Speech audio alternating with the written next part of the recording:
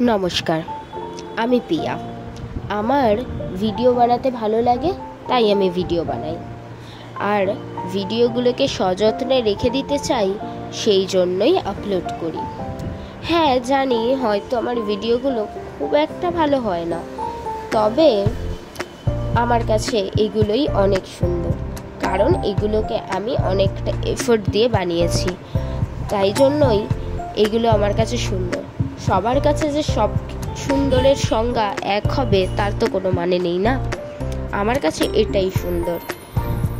হ্যাঁ, এটা আমাদের পুরীর ডে 3 ভিডিও। জানি অনেকটা লেট করে আপলোড করছি, কিন্তু কি আর করবো, ওই যে ল্যাদ।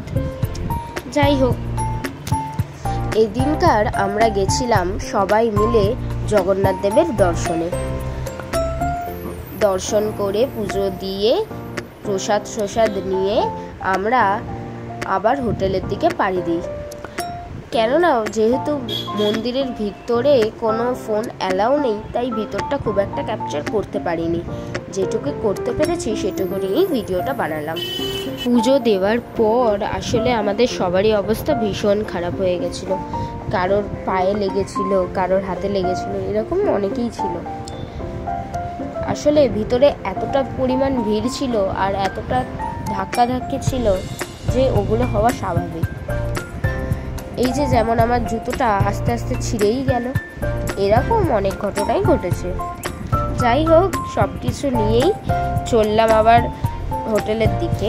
আমার জুতো ছেঁড়া ছাড়া খুব একটা কিছু আর হয়নি, তবে আরও অনেকের অনেক কিছুই হয়েছিল, হাতে ব্যথা, পায়ে ব্যথা। যাই হোক, তাদের জন্য একটা টোটো ভাড়া করা হলো, আর টোটোতে আমার মাও উঠে বসে গেছে, কেননা আমার মায়ের হাতে ছিল প্রসাদটা। তারপরে এখানে আমরা হেঁটে হেঁটে যারা যাচ্ছিলাম তারা সবাই মিলে একটু লস্যি খেয়ে নিলাম, আর লস্যিটা খাইয়েছিল আমাকে এই পিসিটা।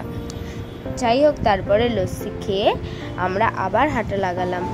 গরমের মধ্যে লস্যিটা যেন এক আলাদাই শান্তি এনে দিয়েছিল।